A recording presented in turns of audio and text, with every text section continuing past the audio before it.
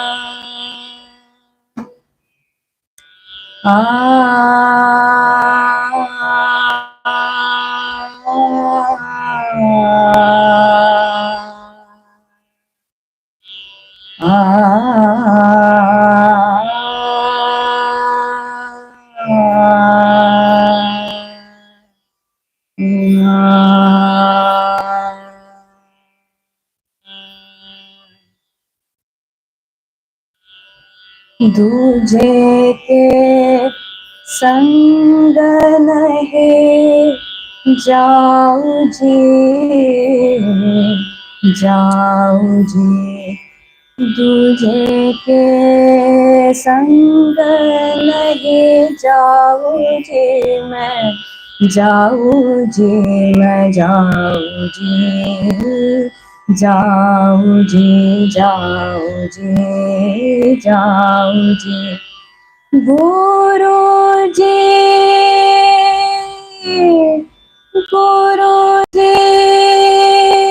मैं तो गुरु जी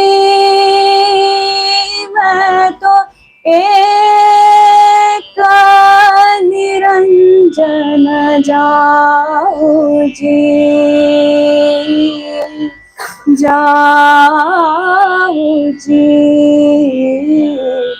दूजे के संग नहीं जाऊं जी मैं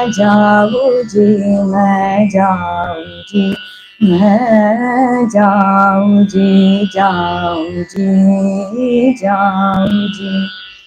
दुख न जानू जी मैं दर्द न जानू जी मैं दुख न जानू जी मैं दर्द न जानू जी ना कोई वैद बुलाओ जी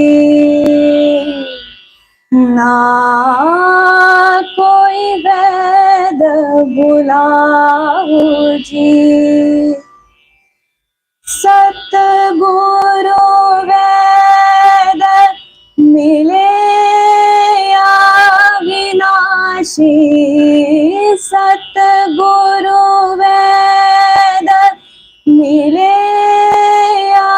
अविनाशी वाह कोई लाडी बताओ जी वाह कोई लाडी बताओ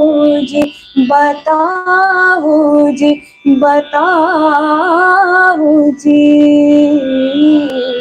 तुझे के संग नहीं जाऊं जी मैं जाऊं जी मैं जाऊं जी मैं जाऊं जी गंगा न जाऊं जी जमुना न जाऊं जी मैं गंगा न जाऊं जी जमुना न जाऊं जी ना कोई तीरथ धाऊं जी, ना कोई तीरथ धाऊं जी। 68 तीरथ है घाट भीतर, 68 तीरथ है घाट भीतर, वाही में मल मल नहाऊं जी, वाही में मल मल नहाऊं जी। दूजे के संग नहीं जाऊं जी, मैं जाऊं जी, मैं जाऊं जी, मैं जाऊं जी, जाऊं जी, जाऊं जी। कहे गोरख जी सुनहो मछिंदर मैं, कहे गोरख जी सुनहो मछिंदर मैं, जोत में जोत मिलाओ जी, जोत में जोत मिलाऊं जी, मिलाऊं जी, मिलाऊं जी। सतगुरु के मैं शरण गए से, सतगुरु के मैं शरण गए से, सतगुरु के मैं शरण गए से, आवागमन मिटाऊं जी,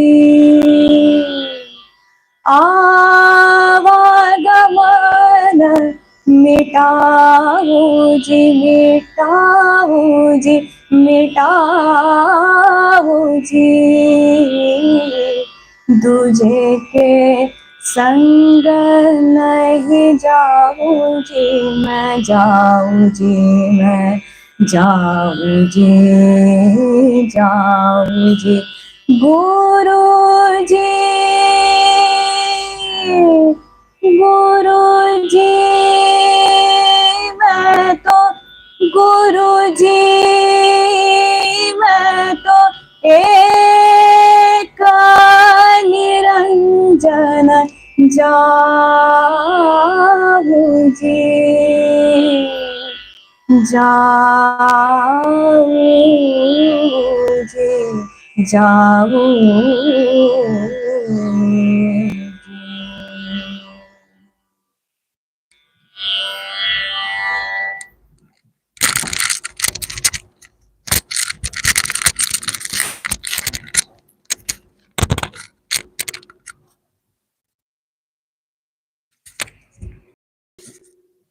Is it on? Can you hear me now? Can you hear me now? Can you hear me now? Yes. Om Asato Ma Sadgamaya Tamaso Ma Jyotirgamaya Mrityorma Amritam Gamaya. Om Shanti Shanti Shanti. Om, lead us from the unreal to the real. Lead us from darkness unto light. Lead us from death to immortality. Om, peace, peace, peace. Namaste and welcome back to this second session. One thing is mobile phones. Switch it off, silence it. No ringing, no beeping, no dinging, no pinging. Silence it. Put it on airplane mode.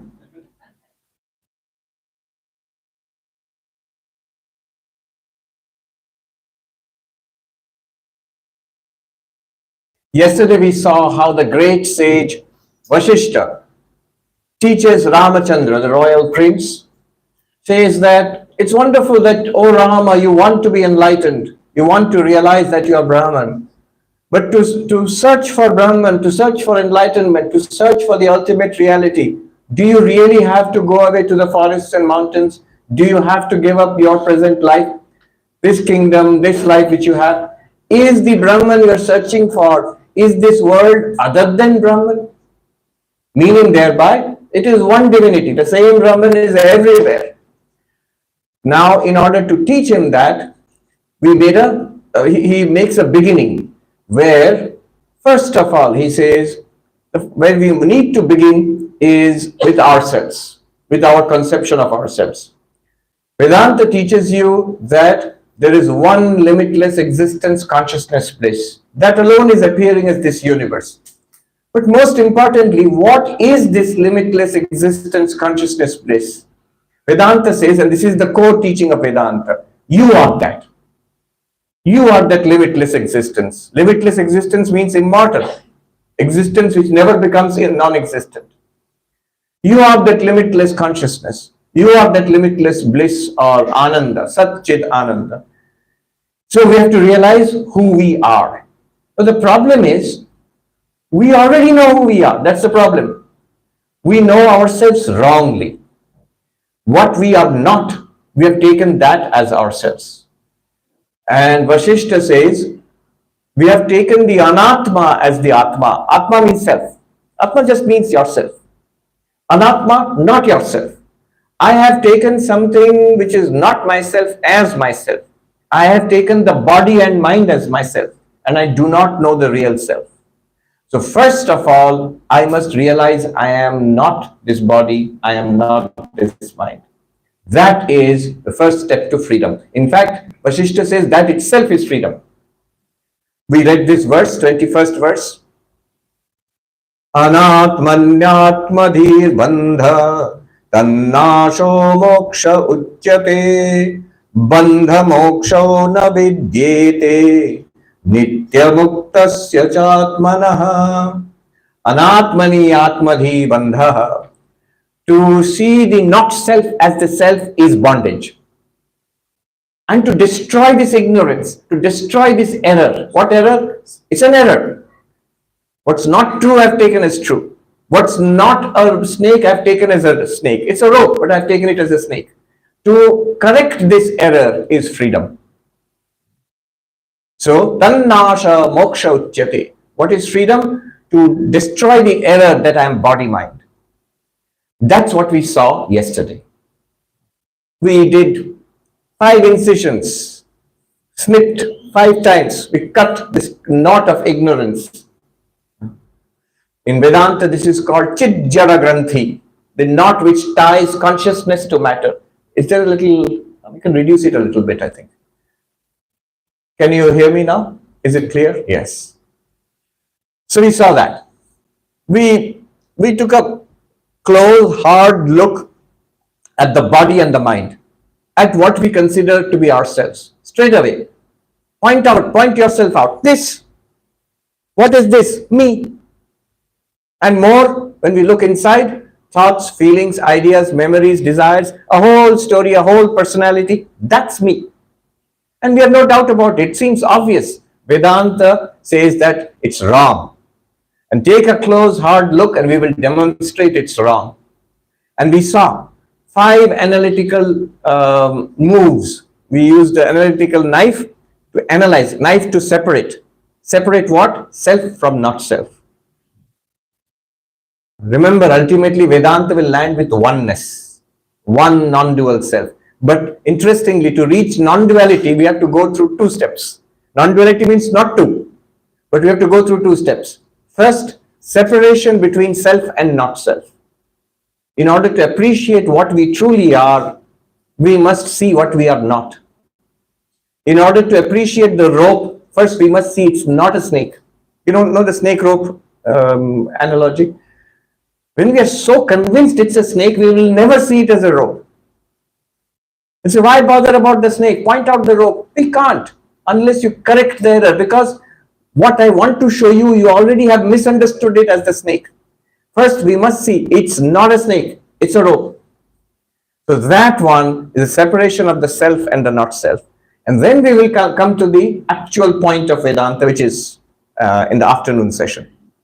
But now, so we saw 5 moves with the analytical tool of separation, self and not self. 5 moves, 5 cuts of that knife, 5 snips of that scissor.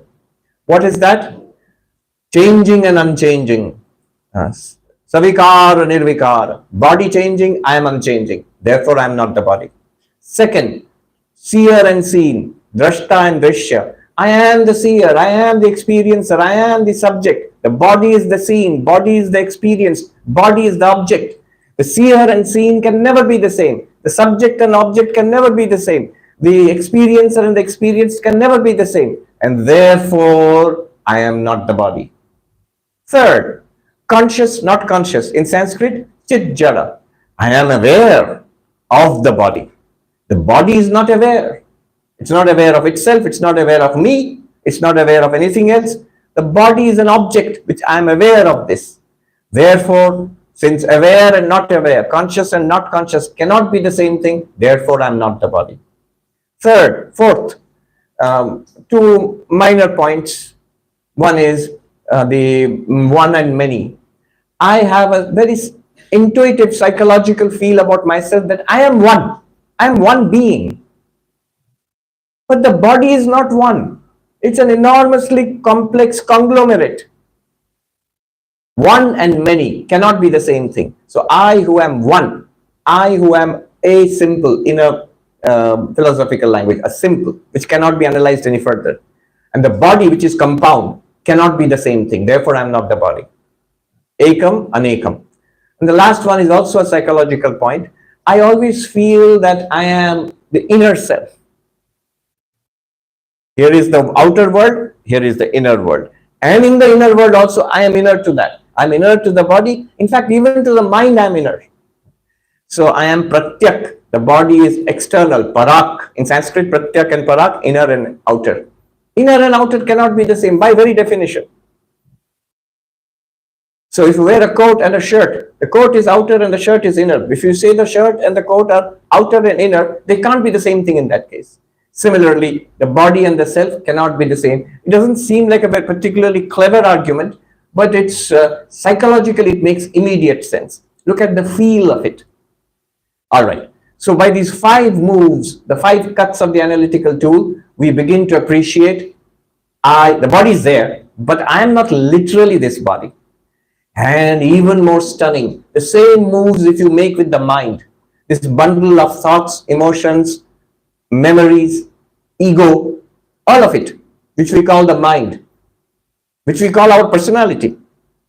If you make the same moves, changing, unchanging, seer and seen, conscious, not conscious, inner and outer, one and many, you will find the mind is ever changing. The mind is the seen, experienced. We experience our minds. Mind is not conscious, which is very stunning. It seems conscious, it feels like it's conscious, and practically it is conscious because it's borrowing consciousness from you. Fourth, the mind is outer to me. I am inner to the mind, if you see what I mean psychologically. And then the mind is complex. It's full of various modules, memory, intellect, and emotion. They're different components of the mind. And each of them is also further complex. Whereas I am unitary, I am one. Therefore, I am not the mind. So this is where we are. This frees us from the body-mind.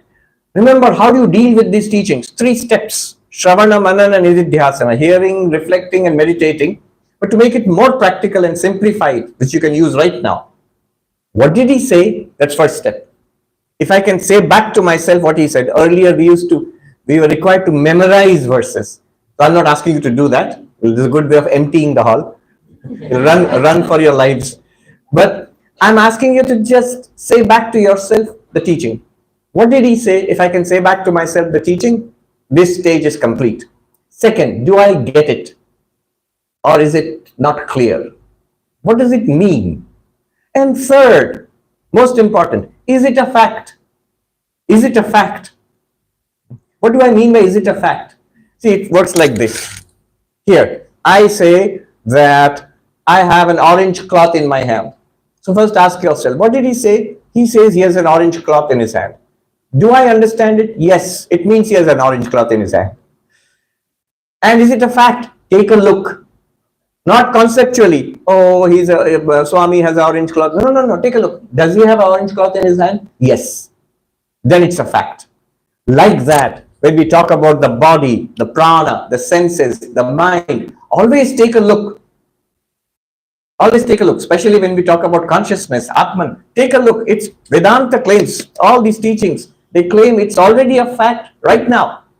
It should be seeable, quote unquote seeable, not with the physical eyes, with the eye of knowledge, with the eye of understanding. Yes, it's a fact.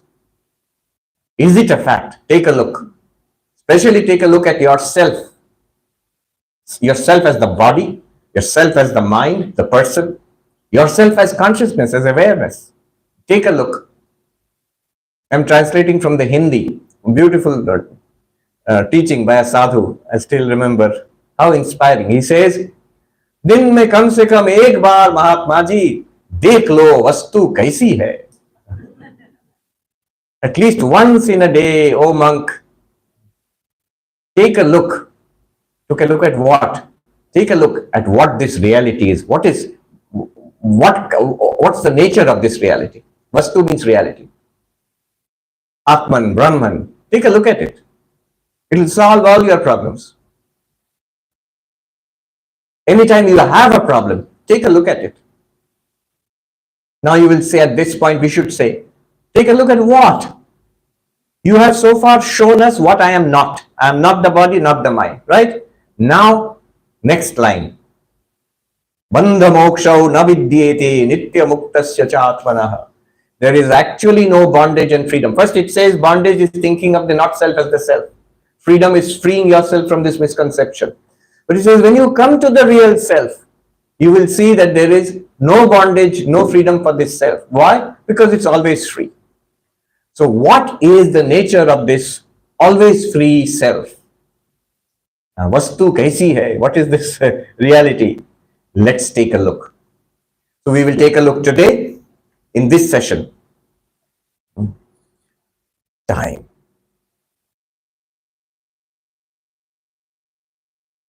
What we will do now is what I like to call experiential knowledge. It's meditation, but the moment I say meditation, everybody's sort of, already people are sitting up straight and no. It's a talk. It's also meditation. It's what I call experiential knowledge. What's experiential knowledge? When I say knowledge, one thinks of books and handouts and readings and lectures, case studies. That's what one thinks of when one hears knowledge. Classrooms. Experience. One thinks of, seeing something, hearing, touching something, experiencing it. But this reality we're talking about, which is our real nature, what we already are, we have to know about it and experience it also. So this is experiential knowledge. Basically, this is what is Vedantic meditation. There is a different kind of meditation. A closed eye is yogic meditation, mindfulness meditation, mantra meditation, visualization, deity visualization meditation.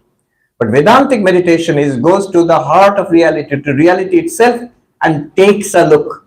Dekh lo, vastu kaisi hai. Takes a look at yourself. That taking a look at yourself as pure consciousness, Atman. That's what we will do now. I call it the ultimate selfie. This selfie, like this you take selfie. This is a selfie of the body. This is a selfie of the body. And it's look inside my thoughts, feelings. I feel so down and depressed. A selfie of the mind. But that's not you. Not the body, not the mind. I am Chidananda Rupa Shivoham. I am of the nature of consciousness and bliss. I am Shiva. Shankaracharya sings. That's the ultimate selfie. Selfie of our real nature. You can't take it with this camera. How do you do it? You take it through Vedanta. The Vedanta camera. How does it work? Hear, reason, and then stay with it. That staying with it is what we are going to do now. All right. How will it work? What will we do?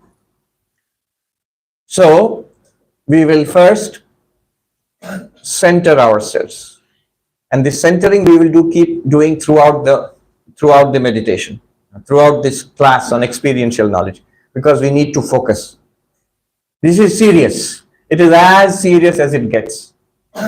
All our life, all our meditative practices, devotional practices, all our philosophical practices, all of it brings us to this point. It doesn't get any more serious. Whatever we do, one day or the other, doesn't have to be this particular verse or this text, but we will have to come back to this knowledge one day or the other, in this lifetime or the next. So it's serious. We need to be attentive. So this focusing we'll keep doing once in a while. And then all you need to do is, it'll be helpful if you close your eyes, because then you can listen carefully. But if you feel you're falling asleep, you can open your eyes. This meditation does not require closed eyes. It can be with open eyes. Closed eyes is helpful, so you can listen more carefully. All you have to do is listen to the speaker and quickly think about what is being said, because what will be said is subtle but not difficult to grasp at all. And then, most important, take a look. It might be difficult. Most of us will, many of us will stop at, I heard you, I understood you, but I can't take a look. It still seems theoretical. It seems knowledge, but not experience yet. Not experiential knowledge, just seems knowledge. All right, that's also all right.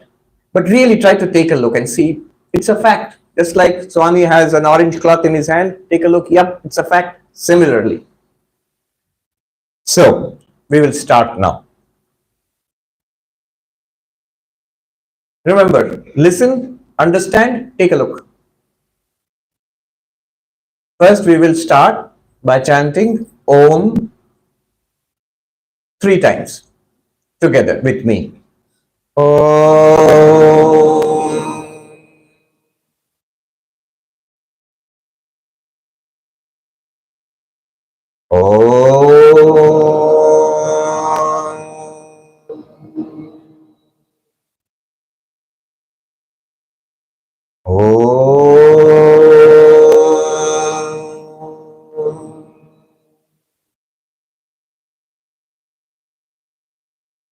Sitting straight, relax. Sit straight but not rigid, relaxed. Whole body relaxed.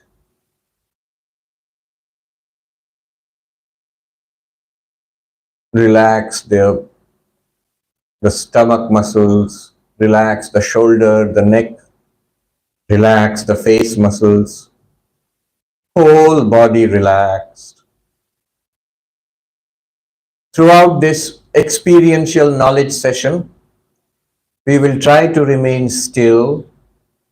If you feel like moving, you have a cough or a sneeze or an itch, it's all right. Don't struggle. The main thing is to remain relaxed. Do it and come back to stillness. But our effort will be to be still and listen to the speaker. First, we will center ourselves, draw our attention to the breath at the nostrils. At the nostrils, the breath, the gentle feeling of the in-breath and the out-breath. When the in-breath comes in, mentally count 1, and when the in-breath changes into the out-breath, mentally count 2. In-breath 3, out-breath 4.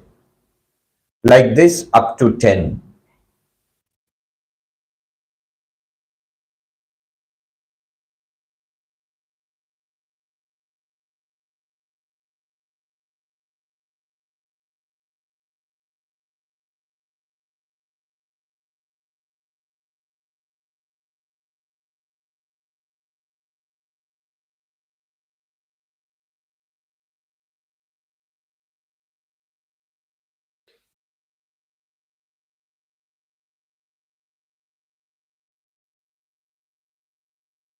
relaxed, breathing normally.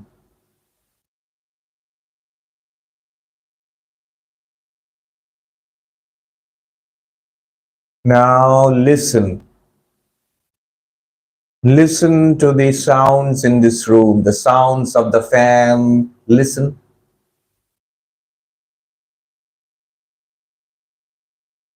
Other sounds, the voice of the speaker, other sounds. Listen.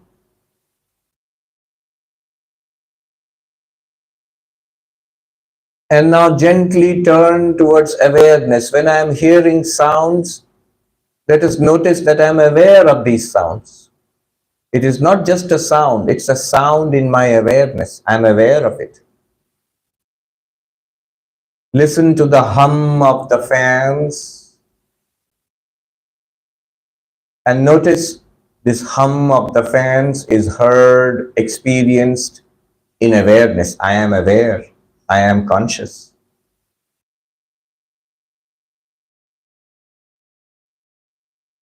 Whatever the sound, I am conscious of it. That's how I hear the sound.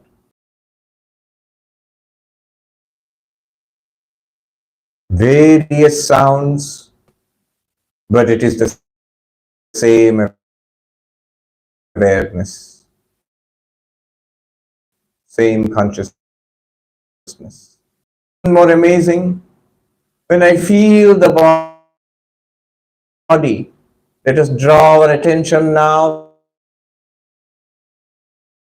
to the feeling of the body, the presence of the body on the chair. I can feel it below, beneath my feet. I feel it. I feel the body, the aches and tensions in the body, the feel of the muscles, the inner touch, the feeling of the body. No matter whatever I see, same awareness. It is because of this awareness that I have the experience of seeing, and indeed of smelling, of tasting, indeed all sensory experiences, seeing, hearing, smelling, tasting, touching, all of them are made possible and they occur in awareness, in consciousness. That is why I have those experiences. And all through these various sensory experiences, they're all different from each other. The objects are different from each other, the experiences are different from each other, but the awareness is exactly the same. And my actions, when I walk or talk, when I grasp something with my hands, when I drive or work, all of those activities, I experience them in awareness. And it is the same awareness which lights up my sensory experiences. All actions are also revealed in awareness, are experienced in awareness. Same awareness. And then when I turn inwards into the mind itself, thoughts, memories, feelings, good and bad and neutral, happy and sad, desires, likes, dislikes, all of these mental movements, they are also experienced in awareness, and it is the same awareness.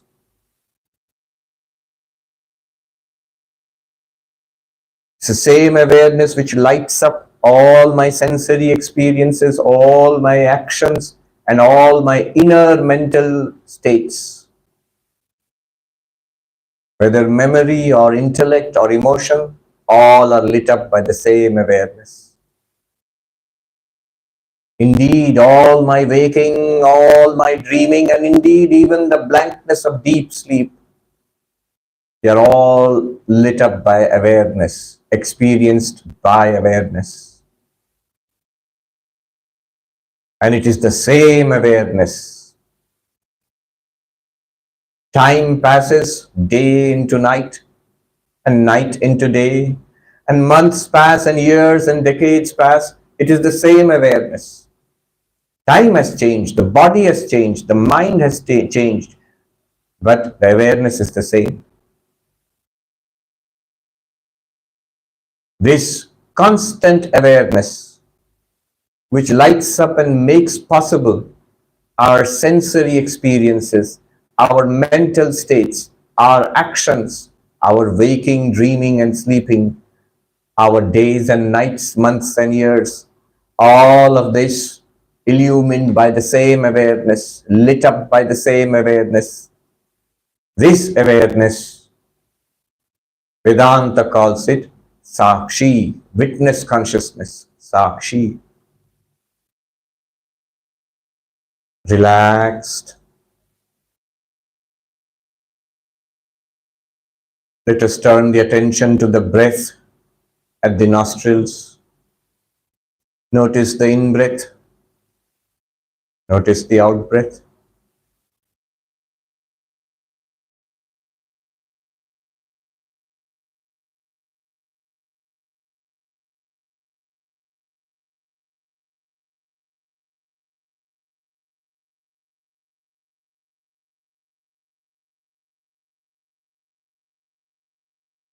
Let us bring our attention back to awareness, the Sakshi. Now notice something more interesting about the Sakshi, that it is always there, never not here. What we see is changing, coming and going. What we hear arises and disappears. The sounds come and go. What we smell or taste or touch keeps changing, but awareness is always there. When we act, when we think, when we feel, when we sense, awareness is always there. In our waking, our dreaming, our deep sleep, awareness is always there. Consciousness is there. This constant awareness, never not here, always here. This is called Nirantara, without a break, ever present. Nirantara in Sanskrit, a beautiful word, without a break.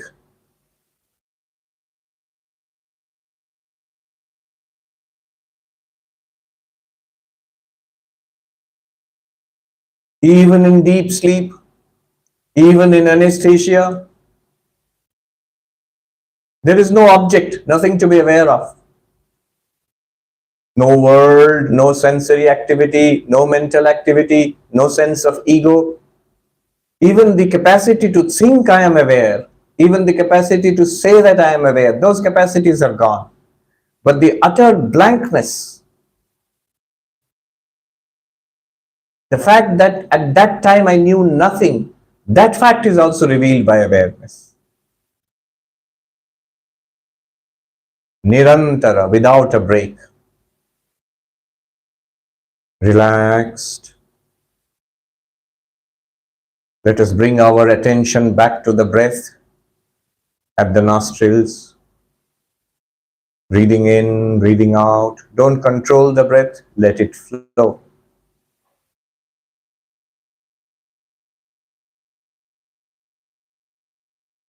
Let us once more investigate this awareness, which is the witness, which is always there without a break. But there can be things which are always there, but they're changing all the time. For example, a river, always there, but changing all the time. This awareness is always there without a break, but also unchanging. Consciousness or awareness is unchanging. Objects of consciousness are ever changing. The world is changing. Our sensory experiences are changing. Our senses and body are changing. The mind is ever changing. But awareness by itself, apart from the objects, by itself, awareness does not change. One might say, how do you know awareness does not change? Well, consider an argument. Suppose awareness or consciousness changes. Would this change in consciousness be known or unknown?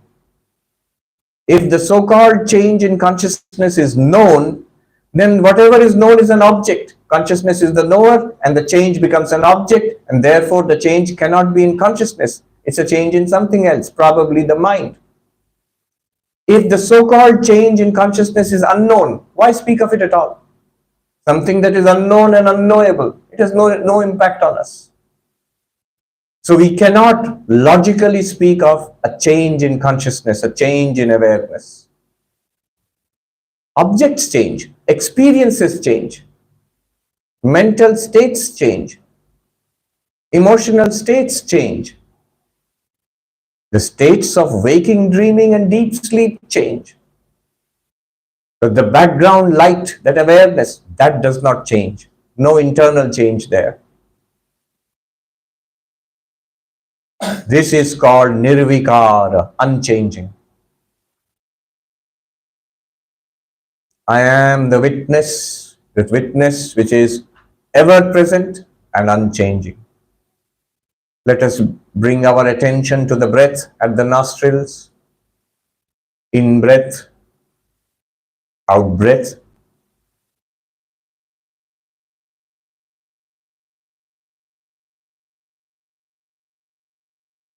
Breathing in, I'm aware of the in-breath.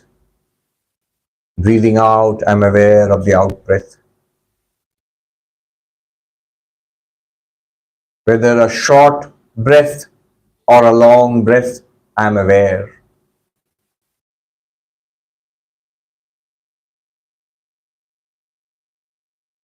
Now once more, let us take a look at this awareness.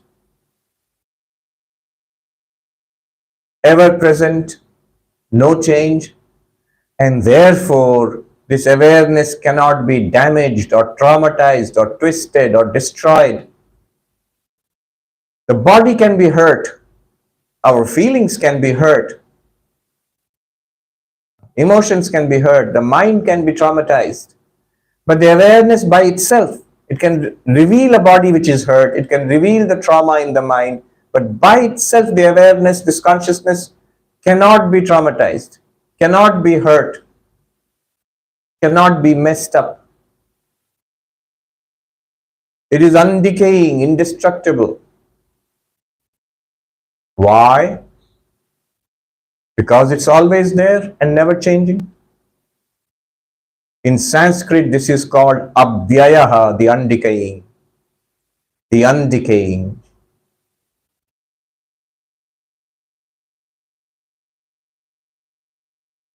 Bring our attention back to the nose, the nostrils, the breath, the feeling of the in-breath, and the out-breath.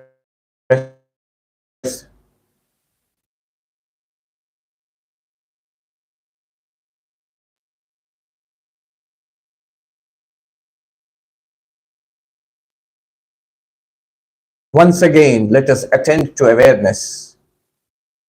Always present, never changing, cannot be damaged or traumatized, undecaying.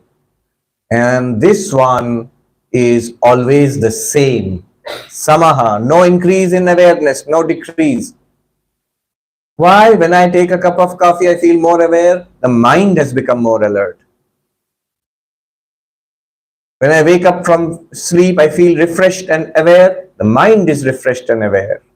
The awareness reveals the refreshed mind. Late in the night, I feel tired and sleepy, less aware. No, awareness is not less. It is the mind which is tired and sleepy, and awareness reveals the sleepy mind, the tired body. Awareness never becomes tired. Awareness never becomes sleepy. Awareness is ever the same.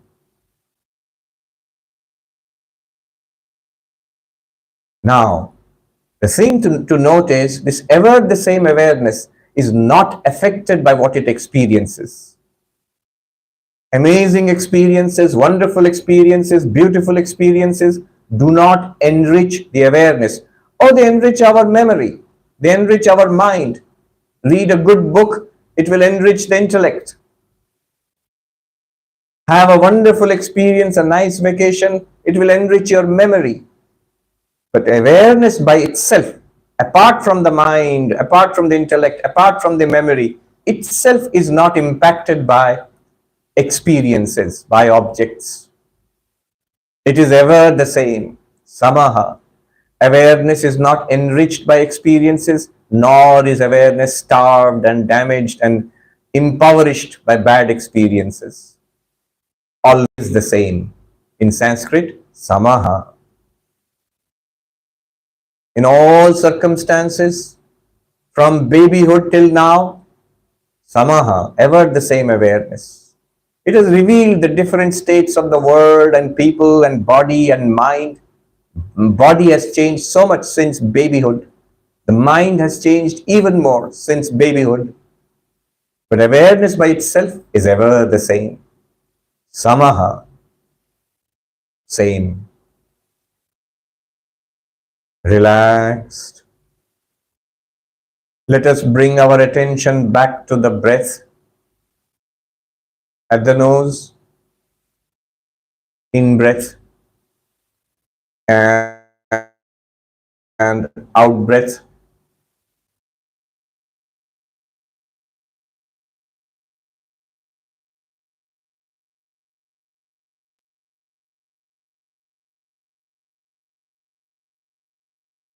This awareness is self-luminous.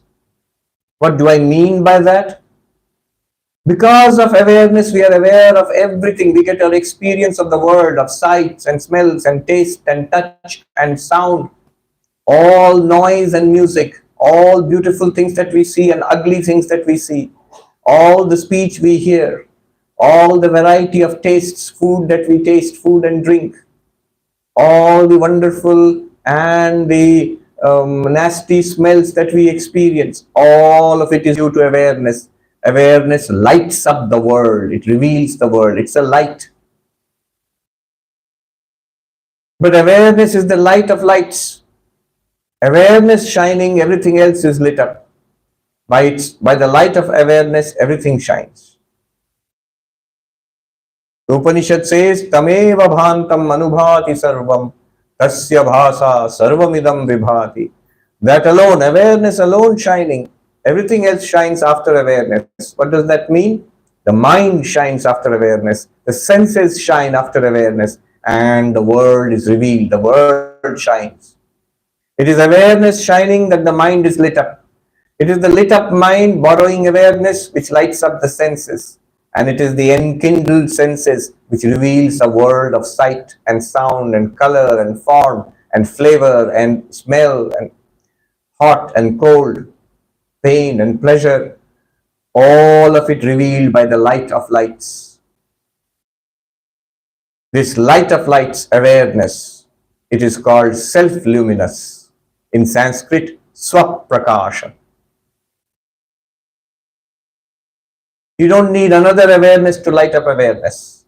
Awareness reveals the entire universe, reveals the body, reveals the senses, reveals the mind, and manifests itself. It doesn't have to be revealed. We only need to attend to it, to recognize it. The self-luminous nature of awareness is called Swaprakasha, self-luminosity.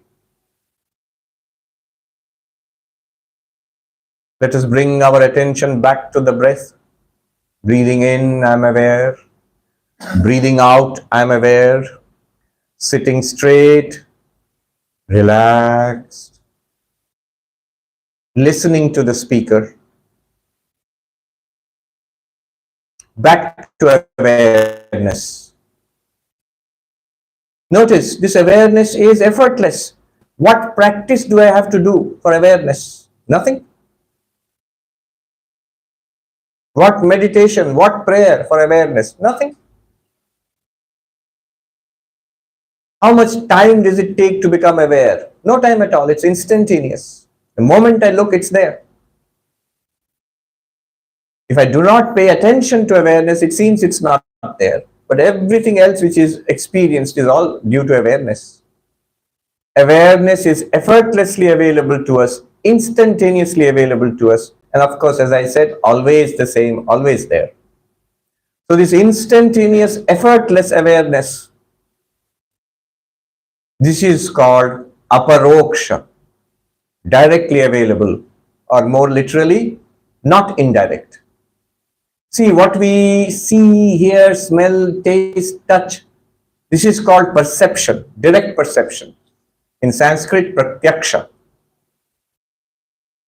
And what we do not directly see or hear, we have to read about it, we have to infer it, we have to believe it. Some far off land, some scientific concept, some ancient history, or God, heaven, all of these things. These are all called paroksha, beyond the range of our senses. But we know them. We know them indirectly. And awareness is neither pratyaksha nor paroksha. Neither is it something that we can sense. You can't see awareness. You can't hear or smell or taste or touch awareness. Nor is it paroksha. It's not indirect. You don't have to read about it. You are aware. I am aware. So awareness is not pratyaksha, it's not paroksha. The term used for awareness is aparoksha. In English, we might say immediate, not mediate, immediate. You don't need eyes to know that you are aware. You don't need skin or taste or ears to know that you are aware. It is immediate, does not require any intermediary. No sense organs required. Awareness is immediately available to us. This is called aparoksha.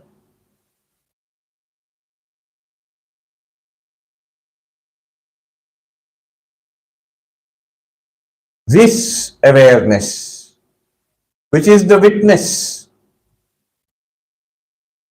sakshi, which is always there, nirantara, without a break, which is unmodified, never changing, nirvikara, which is undamaged, untraumatized, cannot be hurt, undecaying, abhyayaha,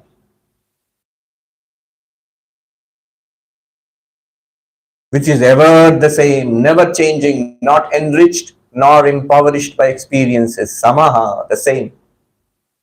Throughout life and death, waking and dreaming, in the days and months and years of our decades of our life, ever the same. Samaha. This awareness, which is the light of lights, swaprakasha, self-luminous, which is effortlessly, instantaneously, choicelessly available to us, immediately, aparoksha.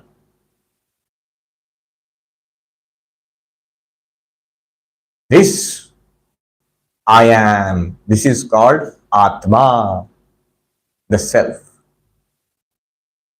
Atma.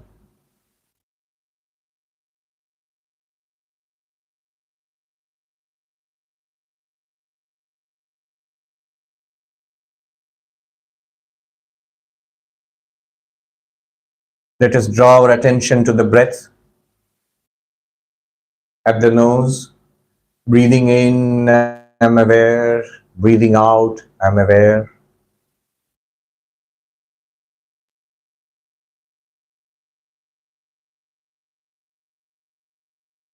In Sanskrit, there is a metaphor, Singha Avalokana Nyaya. What does that mean? The lion looking back upon the distance traversed. When the lion walks through the forest, once in a while it stops and in its majestic way turns around, turns its head around and looks back, as if looking back upon the distance it has traversed. Let us do that now, the lion looking back upon the distance it has traversed. I, the Atma, am the witness consciousness. I light up all my sensory experiences, all thoughts and feelings, all actions, all waking, dreaming and sleeping. I am Sakshi. This awareness is ever present, Nirantara. I am Nirantara. I am ever present. This awareness is unmodified, never changing. I am unmodified. I am never changing. Body changes. Mind changes. The world changes. I am never changing. Nirvikara. And most interesting, most useful, but difficult. This awareness is never hurt, damaged, traumatized, never decaying. The body decays and body ages, body can be hurt, the mind can be hurt, our feelings can be hurt. I, the awareness, quite separate from body, mind, feelings, senses. I can never be hurt. I am abhyayaha. I have no contact with pain. I have no contact with dukkha, suffering. I am aware of the pain in the body. I am aware of the suffering, dukkha in the mind. But I am not in suffering. I am not in pain. I am the awareness which illumines the pain in the body.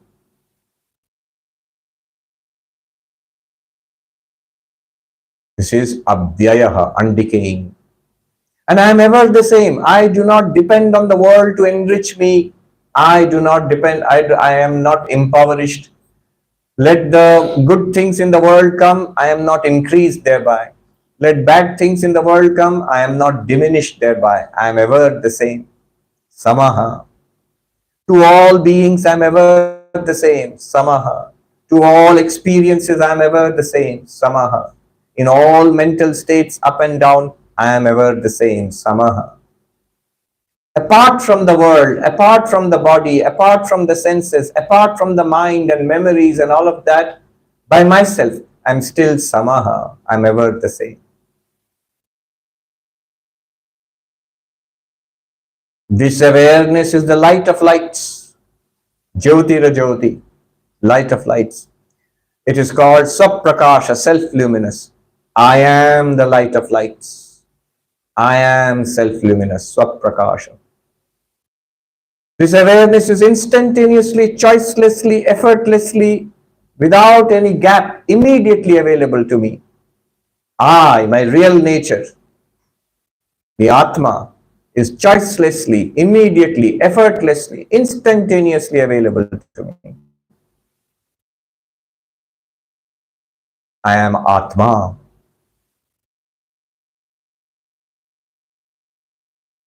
But Vasishtha said, this Atma Nitya Mukta is ever free. Now I notice, being this awareness, being this Atma, I am free from the disease of the body. When hunger and thirst come, it is due to the prana. I am free from hunger and thirst. The body and the prana have hunger and thirst. When there is pain in the body, I am free from the pain. I reveal the pain in the body, but I am free from pain.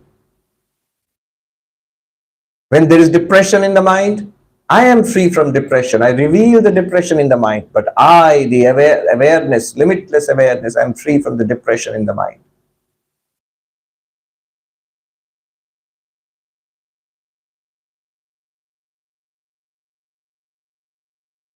Every feeling of being limited in body, in mind, in a particular place, in a particular time, they're all revealed by me. And therefore, I am not limited. I am free of limitations.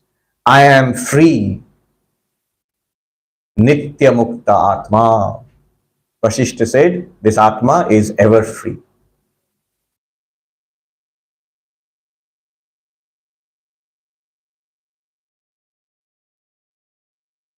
Take a look. एक बार देख लो महात्मा जी वस्तु कैसी है. It's right here. It's always there. If it is clear, if it is unshakable, if you feel it's done, that's enlightenment. If you feel, no, I've sort of understood what you are saying, that's good enough.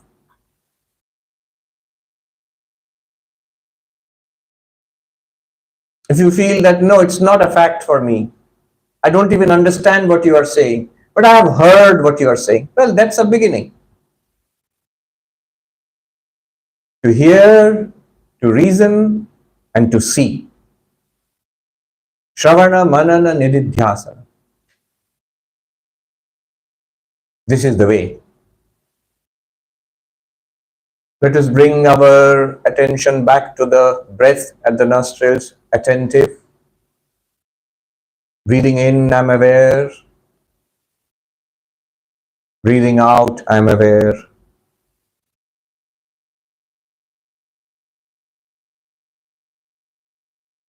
Watching the breath.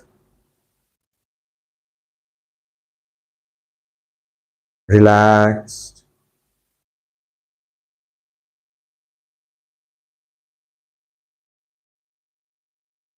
Watching the breath.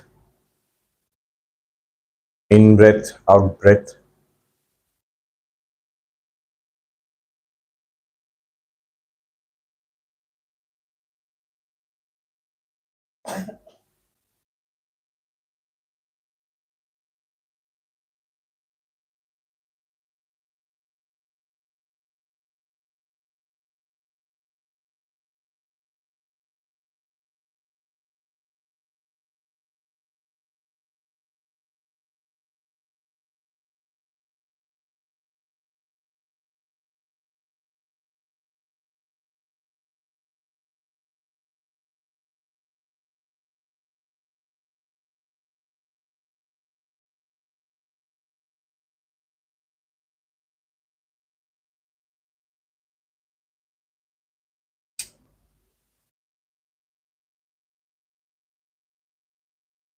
Watching the breath. Relaxed.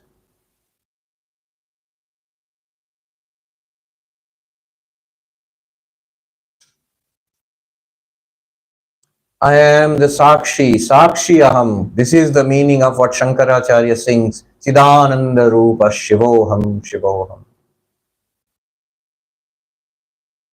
Always there, this Sakshi, Nirantaroham. Never changing, always the witness of changes. Nirvikaroham. I am unchanging. Never damaged, never traumatized. Abhyayaha. Ever the same, no matter what we experience in life and in death and beyond. Samaha. I am that which lights up everything. I am the light of lights. I am directly, immediately, effortlessly, choicelessly, instantaneously available to myself. That is the nature of awareness. I am a paroksha. This I am. I am Atma. Not body, not mind.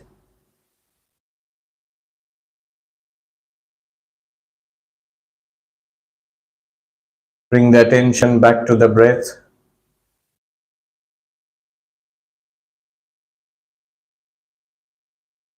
After this, we shall chant Om 3 times together. And then we will gently open our eyes when we are ready. I want us to notice that opening the eyes makes no difference to the awareness. Just that we'll be able to see. That's all. When we move the body, just that we will be able to do action. That's all. The Atma, Sakshi, Nirantara, Nirvikara, Abhyayaha, Samaha, Swaprakasha, Aparoksha, Atma, that will always be there. With eyes closed, eyes open. Let us chant Om 3 times. Om.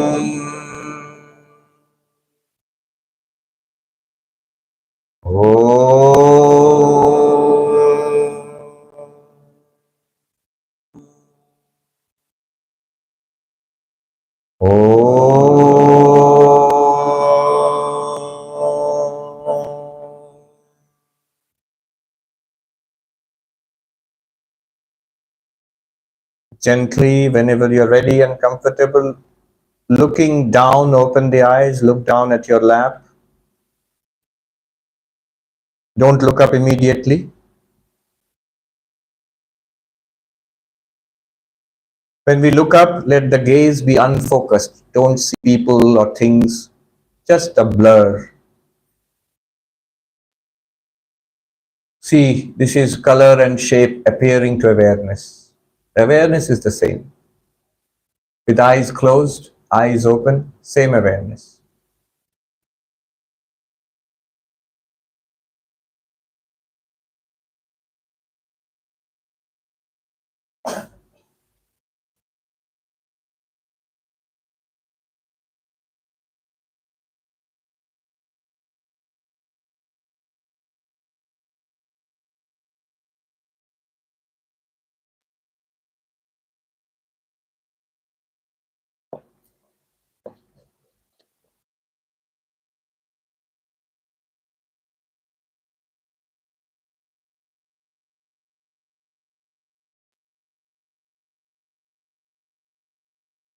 Now we know the full meaning of the verse.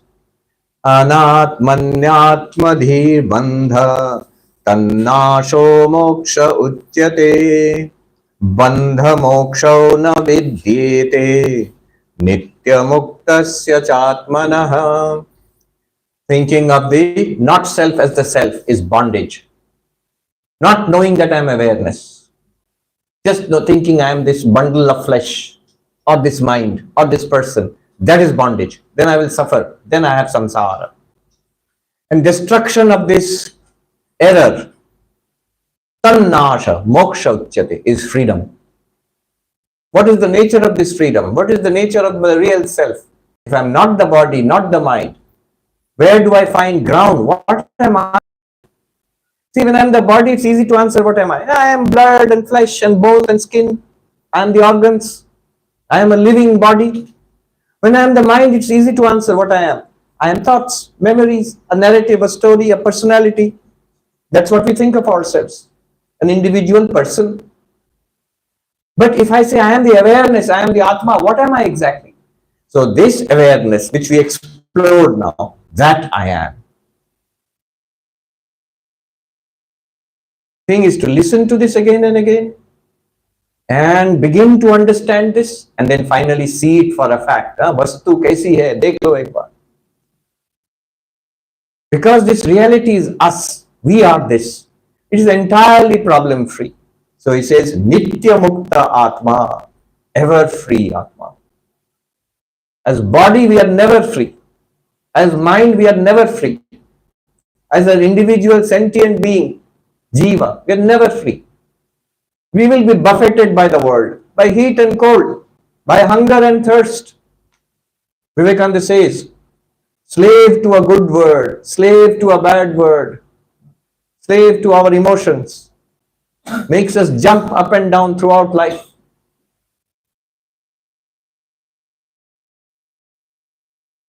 This is not free, but the light which we are, this Atman, ever free. Listen, every Vedantic text tells you the same thing. Understand, till so much clarity should come. Swami, we don't need you, I can give the class, you should say. A time will come when you keep listening to Vedanta when you know it. Earlier we are listening to learn. Now we are listening, next what will happen? We are listening, just check, yes, yes, yes. Once, Swami Adbhutanandaji, who was the disciple of Sri Ramakrishna, he was unlettered, was illiterate. It was a miracle of Sri Ramakrishna, became enlightened. Many years later, after Sri Ramakrishna had passed, our monastery had been set up, Vivekananda also had passed. So one of the younger monks, Sudhir Maharaj, Shuddhanandaji, he was there and other monks were there. A Pandit was teaching Vedanta from the Upanishads and talked about the Atma. Everybody sitting with this old monk, Adbhutanandaji. He became so excited. He's catching hold of the young monk, Shuddhananda, and saying, Sudhir, Pandit thik bolche. Pandit, he's right. Now why is he excited? Everybody say, okay, he's right. No, he sees it. It's a remarkable thing. I'm actually not this body. My God, how amazing. I'm even not this person also. I'm just light shining. And after the class was over, again and again, Adbhutanji kept going back to knocking on his door. Sudhir, he was right. The Pandit was right. It is exactly like that. This happens when it's a vivid, effortless experience for them. If you have listened and not understood, not seen it, it will seem like knowledge.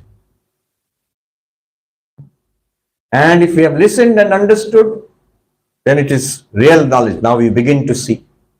And if you have listened and understood and seen, then you will say it is experiential knowledge. It's experience. What remains beyond this? This is not yet the teaching of Vedanta. It's still, notice duality. Self, not self. I am awareness.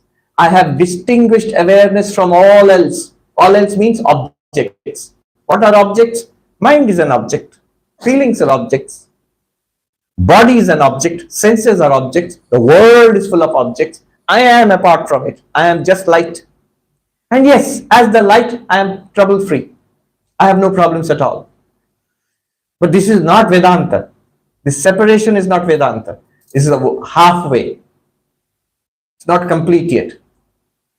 That completion, which the sage Vaasistha told Ramachandra, it is all of this. One consciousness, one Brahman, Atman.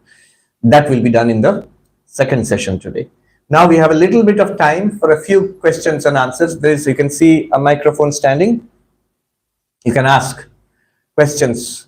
There will be a quick Q&A in the afternoon session also, and a bigger, much longer Q&A tomorrow. What will be there tomorrow? Today in the afternoon session, the teaching of non-duality will be complete. We will go to another verse, which will complete the teaching of non-duality. But day after tomorrow, one session, important session on what do we do with all of this? What about our lives? See, in spirituality, in Vedanta and all kinds of spirituality, you must not only go away, you must go away, neti neti, but you must come back also. One must also come back into this life. Manifestation of the divinity in life. You realize what I am, but then one must continue to live in this body and mind. So what that enlightened living, what is called Jivan Mukti, that must come. That's tomorrow. So let us have some question answer. Remembering, and people love, and I also love question answers. Sometimes it can go to extremes. This happened in Toronto a couple of weeks ago. I was in the washroom. And when I was washing my hands, this gentleman, elderly gentleman, standing politely, and he said, "Swami, can I ask you a question?" I've been asked thousands of questions in the last couple of decades, but this is the first time somebody has come to the washroom and followed me to the washroom. He followed me to the washroom, and he had a printed question. He handed me the question. So it's a good question. So I said, "This is unique. I will remember this." And I went outside when the Q&A session, I read out that question. I told everybody, this is what had happened. That's a good question. All right, questions. Swamiji, pranam. Tell us your name and ask the question. Okay, my name is Madan Batra. The question is, during this experiential, the knowledge, meditation, I found myself falling asleep little bit here and there, and then trying to become aware. So during the sleeping phase, what does awareness experience? Blankness, or it may experience dreams. The mind, if it becomes half active, spinning its wheels within itself, it generates dreams. And awareness experiences those dreams. And then drifts back into the waking again. That's the mind. Awareness does not fall asleep. The mind falls asleep. Mind loses its connection with the sense organs. So it remains within itself. Or sometimes it may completely fall asleep. That's blank, deep sleep. Then awareness experiences nothing, just the blankness. Even the concept that I am sleeping, that's also mind. So that also will not be there in deep sleep. Then you drift back into waking. Don't worry. If you've fallen asleep, see, a relaxation exercise always makes us sleepy. That's one reason is, you're not supposed to sleep. That's why we have those attention on the breath and so on. But one reason is, we are so tired. Many people are not aware of how tired they are. That's why when you try a relaxation exercise, many people fall asleep. That's all right. Thanks to all this technology, this is already recorded. You can always go back to this recording, sit quietly and listen to it. Yeah, you go back to the recording. It will be online. Sit quietly and listen to it and explore it. First and foremost, the witness of all our sensations, all our actions, all our inner life, Sakshi, and then further explore. See, this is the ground. When Vivekananda says, take a stand on the Atman, this is the Atman he means. Right now, I am standing on the body, in the mind.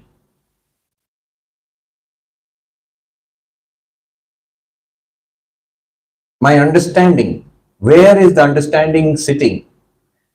In Gita, second chapter, the word is used stitadi. Sita prajna, the stabilized wisdom. Another word is used stitadhi, where the understanding is stable. So one sadhu, he asked, Buddhi kaha baiti hai Mahatma ji? Where are you sitting? I'm sitting in my chair. No. Are you sitting in the body? Are you sitting in the mind? Where are you sitting?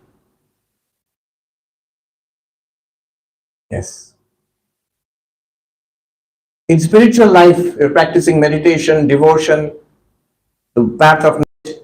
One common complaint is, my mind is unsteady, or it's all right, but when difficulties come, I cannot control my mind. Well, that's a complaint, but it's actually a sign of progress. There's a Swami, very humorous Swami, Anubhavananda Saraswati. Some of you might have met. He travels around the world. In traditional old times in India, monks would travel from village to village. They would take their bhiksha and give their teachings under a tree. So he's that same thing, but on a globalized scale, because it travels from country to country. And it's very humorous. So he said that this complaining about my mind, it's actually a sign of progress. How? Earlier I used to complain about the world. Why is it so hot? Now I'm saying, it's hot. Why am I getting disturbed about it? My mind should be equanimous. So my complaint has shifted from the heat outside to this restlessness of the mind. Earlier we complained about people. Why is he like that? Why is she saying like that? How dare they say such things about me? It's complaints about people. But now my complaint is not about the world. Now my complaint is not about the people. My complaint is about my own mind. It's not behaving like a yogi's mind, like a spiritual seeker's mind, like a bhakta's mind, like a jnani's mind. Why this mind is not reforming itself? I'm doing so much of YouTube listening. No, seriously, spiritual practices, japa, meditation, but I see no change. But that's a change. Why? He says, if you're complaining about people, if you're complaining about the world, then he says, aap man mein baithe hain, you are sitting in the mind. It's the mind's job to observe the world and to observe the other people. But if you're complaining about the mind, who's observing the mind? The Sakshi. You're sitting in the Sakshi. Your attention is now on the mind. It's the job of the Sakshi to light up the mind. And he's saying it that way. The reason we complain is, first of all, notice the Sakshi. See, the way to deal with these complaints is, mind is restless, but is Sakshi restless? No. Mind is depressed. Why is my mind depressed? We'll deal with that later. Is the Sakshi depressed? No. So you are not depressed. You are not restless. Sometimes I fell asleep. Did Sakshi fall asleep? No, it illumined the sleeping mind. I did not fall asleep. You did not fall asleep. The mind fell asleep. Aren't you bypassing? Aren't you escaping the truth? No, no, no. This is the truth. The earlier one was a confusion. We are not denying that there is sleep. We are not denying that the mind is sleeping. We are not denying that attention is lost. That's all true. But notice the most important fact. Sakshi is shining. आप कहाँ बैठे हैं? Sit in the Sakshi. And first of all, notice the glory of the Sakshi. Always there, never changing, undamaged, samaha, ever the same, self-luminous, lighting up the mind and the senses and the body, the light of lights, Jyoti Rajyoti, directly, effortlessly, choicelessly available to us. This I am, this is Atma, the glory of the self. Then look at the problem of the mind and the body. Yes, then we'll do something about it. This is the answer. Thank you. Yes. Pranam Swamiji. Come closer. Tell us your name. My name is Soham Swamiji. Soham. See, very good name. Your name, you just have to repeat the greatest mantra, Soham. Swami Vivekananda said, tell yourself again and again, I am he, Soham, Soham, till it tingles with every drop of your blood. This is assimilation of the truth. This is Vedantic meditation. I am he means which one? Not body, not mind, Atma, Sakshi. Yes.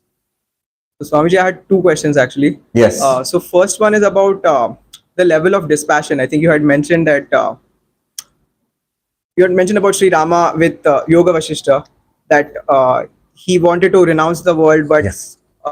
King Dashrath was like, he wouldn't want to do that, and ultimately he was a Maryada Purushottam with he Yes. followed Dharma. But I think the question I had is like, you have already discussed this in Gita, like Arjuna had he didn't have dispassion and he was a householder.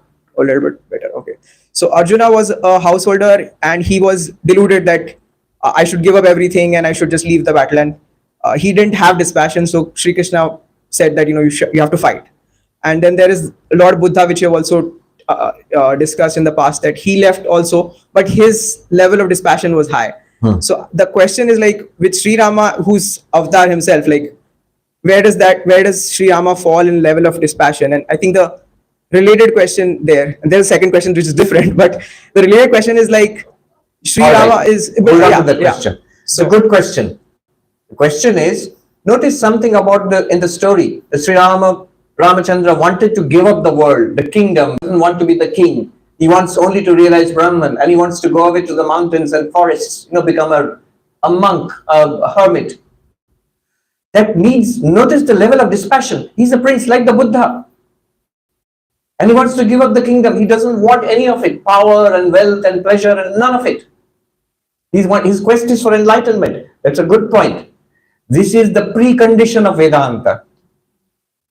That's why Vedanta works for him. So it seems as if what he was saying is wrong and therefore Vaasistha corrected him. No. What he was saying is right. Vaasistha simply completed him. Vaasistha never told him, look, you are a prince. Go ahead, have fun. No.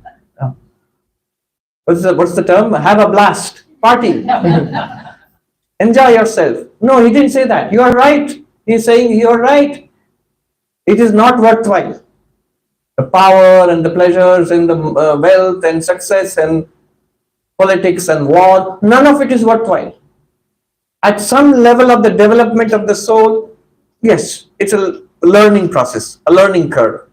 But when you have dispassion and you have realized, you have rightly resolved that God realization is the goal, self-realization is the goal, you have rightly resolved, just like Buddha. And then he gives the full teaching of non-duality. That is an important thing for us. This is one reason why Vedanta does not work. Is we want to hold on, clutch on to our cherished desires and goals and projects in the world. We don't want to reform those things. And we want to be the limitless. I want finite things in the world. I want it this way and not that way. And I also say I am the infinite. The two don't go together. Therefore, Vedanta is based on vairagya, dispassion. You may be formally dispassionate and put on an orange cloth and go around and be a monk. Or you may be dispassionate internally and continue in the world. But the dispassion is necessary. The story of the monkey, which was, it was creating a lot of trouble for the farmer. And what the farmer did was he devised a clever trap for the monkey. He put a banana in a narrow-necked jar. The jar is narrow neck. And he put the banana inside. The monkey watched him from a distance. And the farmer retreated. The monkey crept forward and put its hand inside the jar and tried to pull out the banana, which got stuck, of course. And the farmer rushed forward to beat the monkey, the poor monkey. Now the monkey can escape if he lets go of the banana. He can escape. But the greed is so much, he won't let go. So he's trapped and he gets a thrashing from the farmer. Now how can the monkey escape? The monkey has to let go. The monkey has to become a monk.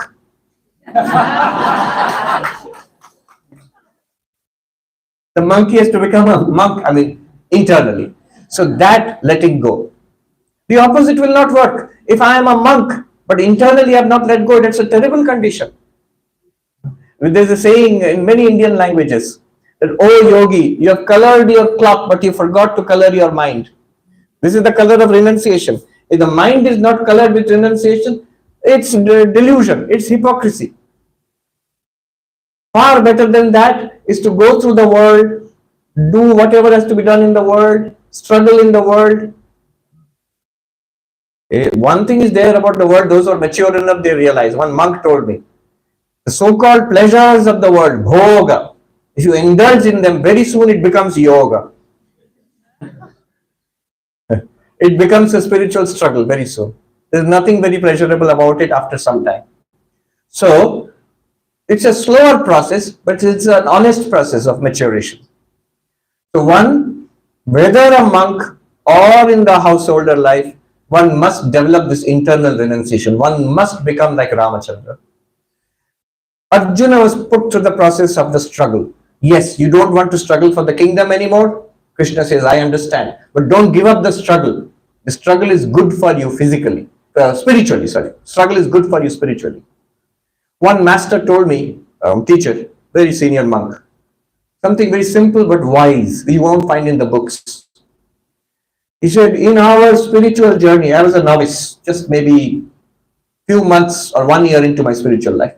He told me, in our spiritual journey, there are advanced masters in meditation. They can remove their obstacles, overcome their obstacles and change their personalities from within.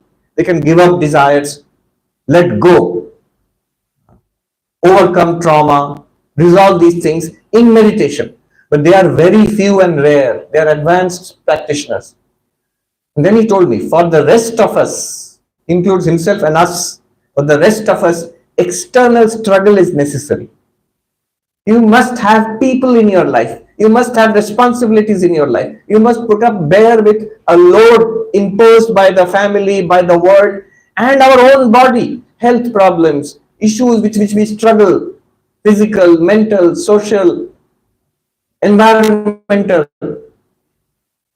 This struggle is good. The Christians call it the cross. It's not only Jesus Christ who has a cross. We have all got a cross placed on us. We are rejecting that cross, that's why we suffer. The cross is the suffering which is placed on us. But that suffering, if it is taken as a spiritual practice, suffering is spiritual practice, not rejecting it, then only you transcend suffering. Somebody asked the Dalai Lama, that a Christian father, he asked the Dalai Lama, in Buddhism we talk about overcoming suffering, and in Christianity we bear with suffering. Isn't it different? He says, no, the only way to overcome suffering is by bearing suffering, by going through it, not bypassing it. So Arjuna was told, you have to do this. Then you will come to the level of dispassion, peace, where Vedanta will work just like that.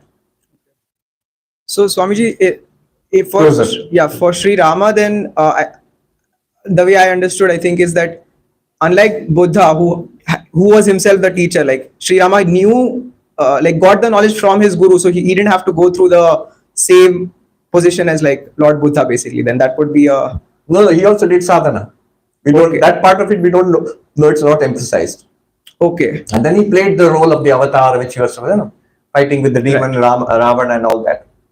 Right. So, in both cases, notice the Buddha went away, became enlightened, but then came back into the that 40 years enlightenment. After that, next 40 years, traveling and teaching.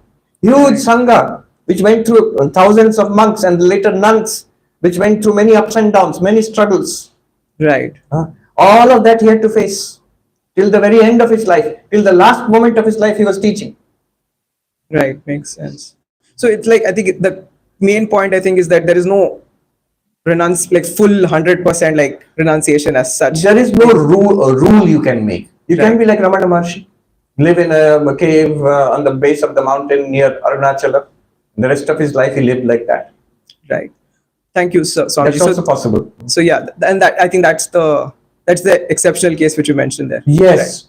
One housewife, lady asked Ramana Maharshi, is it necessary to become a monk like he was a monk like? So you're living in a cave, I mean in a ashram underneath near the Arunachala mountain. To become enlightened, you have to be like that? He said, no. Anyone can become enlightened. You too can become enlightened. Then he asked, why are you like this then? And his answer was, Mother, this is my karma to live like this. Your karma is to be a housewife. But both of us can become enlightened and equally enlightened. So yes, thank you very much, Swamiji. The last question. No, you had 2 questions. Okay, ask. This will be the easiest. Like this will be. I think you might have covered this already. So you mentioned about you going to Rishikesh and you were there as a monk and then you wanted to repeat that process, but then later you looked at Swamiji's quotes and then you were like, maybe that's not the right thing to do. And here, this is my maybe there's a deeper point that the dispassion has to be higher to otherwise you're getting attached to it or something. Is that attached to more than that, I went back again once more. Right. But what I realized was that's what Swamiji was teaching us, and that is what Yoga Vaasistha is teaching us. What you are looking for is not in a mountain. Okay. You have to look within yourself, like this exercise we did. And it is best done in an environment which is conducive to sadhana. Could be in a mountain, could be in the ashram, could be in your at home, in your apartment, wherever. It doesn't have to be this. I cannot be enlightened here. I have to go there. This was a driving force in my mind. Okay. I just want to get away from all samsara, including monastery also. Right. So it's like a mindset thing you're saying. That mindset changed. Okay. That was a change in mind. It's an important change in mindset. Okay. So if some people ask, you talk so much about the Himalayas, won't you go to the Himalayas? I said, I'll be delighted to go to the Himalayas. I'll be really happy. But I don't think it's necessary anymore. Okay. Thank you very much, Swamiji. Hari Om Swamiji. My name is Satish. Swamiji, we often hear from you about the importance of recognizing that oneness and then also manifesting that oneness in every action. My question is about that second part. Presumably, hopefully, some far-flung day when my ignorance is gone, I'll have the same amount of compassion for my problems as for the problems of others around me. But it seems to me there's a little bit of an issue there because I can deal with my hunger, for example, quite readily, but I'll have limitations because of the tool that I'm given to deal with the problems, the hunger of other people. How does the enlightened one deal with that limitation, Swamiji? That's a question for tomorrow. But yes, you would do the best you can. You cannot solve the problems of the world. Before enlightenment, trying to solve the problems of the world, helping others, becomes a spiritual practice. Seva. After enlightenment, it's just a manifestation of your enlightenment, where you naturally, spontaneously are helpful to everybody. But will that solve the problems of the world? Not at all. Let alone us, ordinary folk like us. Buddha, Jesus, Krishna, Rama, all the great masters of the world. Shankaracharya, Vaasistha, Rama, they came and went. The world is what you see. It's like this. It's a machine. It's a place which will force us onwards. If it becomes perfect, it might not be a good idea. We might not evolve. Yes. Thank you, Swamiji. Thank you, Swami. My name is Zachary, and so just like whenever we're trying to look for the awareness, right? Like we have our mind, right, and there's sort of like a container to it.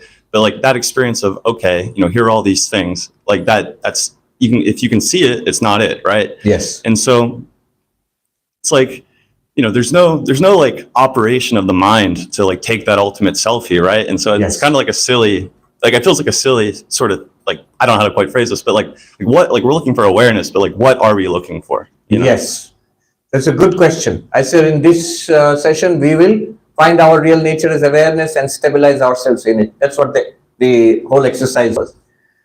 But if you notice carefully, we didn't. The entire approach was neti neti, not this, not this. What did we first see? Sakshi, the witness.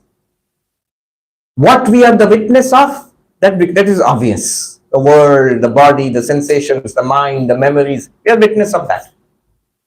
But that which is the witness, we never brought it out in front. You cannot. So this awareness was indicated, not presented to you, was indicated by showing you that that awareness is the witness of everything that you experience. It makes possible all our experiences. And because it's you, we are expected to catch it intuitively. What these teachings are doing, they're all what are called neti neti, not this, not this. By clearing the decks, our understanding is sharpened to the point, not to the point where you can grasp it, because you cannot. If you try to grasp this awareness, if you did grasp it, it would be terrible. It would become another object. If you saw it, if you heard it, if you smelled or tasted or touched the Atman, if you thought about, if your mind could grasp it, if your intellect could understand it, if language could capture it, it would become an object. And what do we do? It was pointed out, it is self-luminous. For our own existence, we don't need any confirmation from outside. We don't even need the senses. We don't even need the mind. It reveals everything and it reveals itself, but not as an object. So that, it sounds almost impossible, but once it's like getting the hang of riding a bike. If you get it once, it's done. Swami Vivekananda said it's like seeing a trick picture. You know, sometimes you're given a picture which is a mass of dots, and you said there is a flower there, or there's a lion there, a face of a lion. And you look carefully, it just seems like a random pattern. Suddenly you see the face of a lion staring out at you. It's a trick picture. Vivekananda uses this. He says, once you have got it, you've got it forever. In every experience. What's the trick picture? Our experience. What experience? Every experience, right now. To the enlightened one, here itself is Brahman shining forth. To us it sounds cool and nice, but not quite clear. What does it mean? So to keep at it. To keep at it.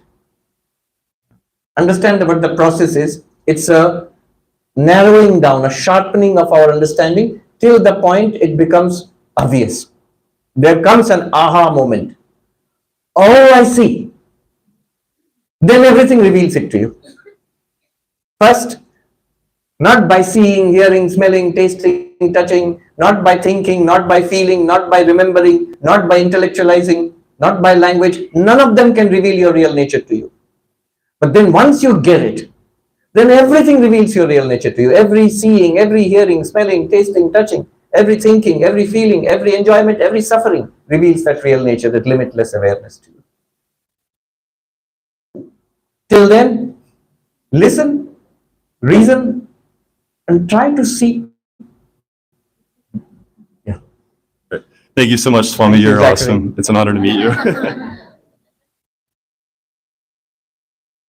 Hello, my name is Mark Brown. It's a great, great honor to be here today with you. My question is, if awareness is not dependent on the body, what does Vedanta believe about awareness after the body dies? And how does that compare with the bardos described by Tibetan Buddhism? Yes. So in Vedanta, you just saw awareness is distinguished from body and also from mind. Right? Anything that changes, anything that's an object is not awareness. It's an object to awareness. Even the mind is an object. Our feelings, our thoughts, they're also objects to awareness. Now in Vedanta, not only in Vedanta, in fact, every religion will say there is something called the soul which does not die with the death of the body. Unless the religion says it, it's not a religion, it's materialism. Yeah, absolutely. Every religion. Every religion. Go back to the most primitive forms of religion.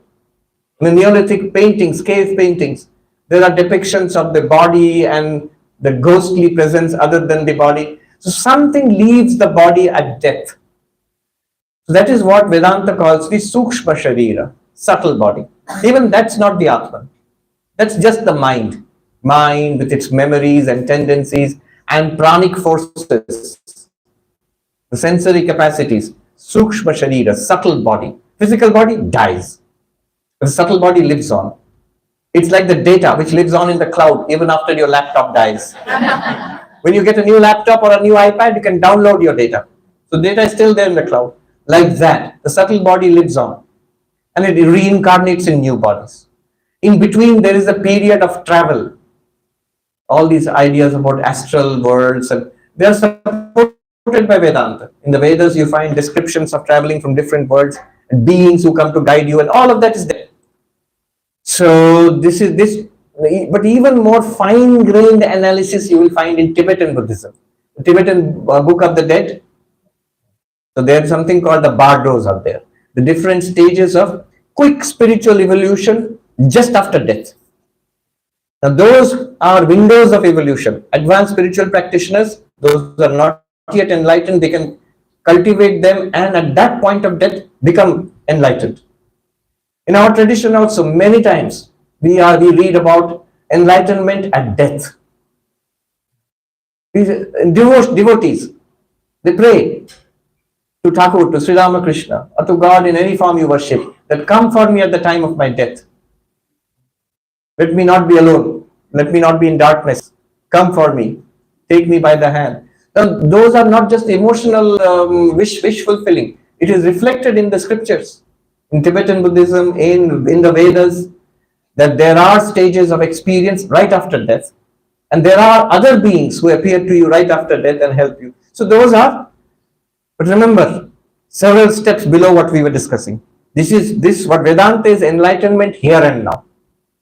Suppose it's not done here and now. A very good opportunity is right after death. For sincere practitioners. For those who are not practitioners, the window of opportunity is missed very quickly because death is experienced as trauma, as a shock, scary, terrifying. Some just are unconscious in death. So they miss that opportunity. And then karmic forces will drive that subtle body. Will be downloaded into another iMac, another body. You'll be born as a baby somewhere. So another life will start. Thank you. Last. Namaste Swamiji. First of all, it was honor and great pleasure to see you. It is like a dream come true. We always, daily in fact, we see you on YouTube, and my wife do the meditation with me for 1 hour almost every day. So it was really great to see you. My question is along the same line, which is your topic.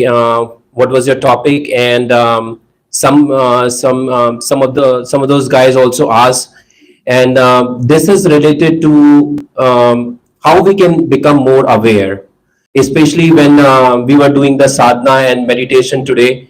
During your session, you said that close your eyes, and our eyes was closed, and everyone was doing the meditation. But after that, you said that even your eyes are open, you should continue with your awareness, and you should be aware. So if I have to ask about one tip or a single tip which can really help in having more awareness in our life, especially when we follow our daily practice. I understand what you're trying to say. Notice, I never said you should be aware when your eyes are open. You are aware. Right now, are you not aware? But what you are, the sense in which you are using the word awareness is more in the sense of attention, alertness. I am using awareness in the sense chaitanya, chit, consciousness. That's always there. You can't do anything about it. How can I be more aware? Remember, the awareness is somehow ever the same, never more or less. But you are not asking the question in that sense. You're asking the question in the sense of alertness. In that sense, how can I be more aware means more alert, more attentive, more awake. The sense in which I am using awareness, you're aware when you're sleeping also. And without any effort. In the sense of the basic background consciousness. In that sense, I'm using it. All right. But your question is taken. Should one be more aware, more alert in the sense you are asking? Certainly. In Vedanta, this is called sattvic. sattvic. A pure mind, a light mind, a refreshed mind, a peaceful mind is an alert mind, a luminous mind. This is called sattvic mind. And that there's a whole chapter in the Bhagavad Gita, Gunatraya Vibhaga Yoga, Sattva Rajas Tamas. Alertness is not there, dimness is there, darkness is there, heaviness is there, sleepiness is there, incomprehension is there. The mind has become tamasic. Consciousness is still the same. Now consciousness is revealing a tamasic mind, dull mind. The mind has become dull, but the instrument must be sharp, otherwise enlightenment is not possible. So how do I sharpen the mind? Activate it. Bring in rajas. Don't meditate. Get up. Chant the name. Read something loudly. Walk back and forth so that the tamas goes away. Then what will come? Restlessness. That also is not spiritual. That's called rajas. Then mind is alert but restless. It is not sleeping, but it's going here and there. Then you have to bring that restless mind back to one point. That effort, concentration. Concentration is alert mind but focused mind. Restlessness is alert mind but scattered mind. Sleepiness is not alert, not even scattered, just quiescent, tired mind, dull mind, heavy mind. So what we need is sattvic mind. And that sattvic mind is dynamic. I mean, these states will not be permanent. They will keep coming and going. In spiritual life, generally the effort is to generate a sattvic personality. Our mind is sattvic, our emotions are sattvic, body is sattvic, food habits are sattvic, our behavior is sattvic. Then the personality more or less becomes sattvic. There also some tamas and rajas will be there. That kind of, this is a big science. That chapter of Gunatraya Vibhaga Yoga in Bhagavad Gita, it's a science. And that kind of personality will find spirituality easy. The rajasic personality and tamasic personality will find spirituality difficult. But doesn't matter if you are tamasic, doesn't matter if you are rajasic. If we are rajasic or tamasic, our struggle is just a little more. Sattvic person's struggle is less. Because already they are in the flow. That's all. Now time for food. Thank you so much. Thank you so much. Thank you. Ramakrishna. The week of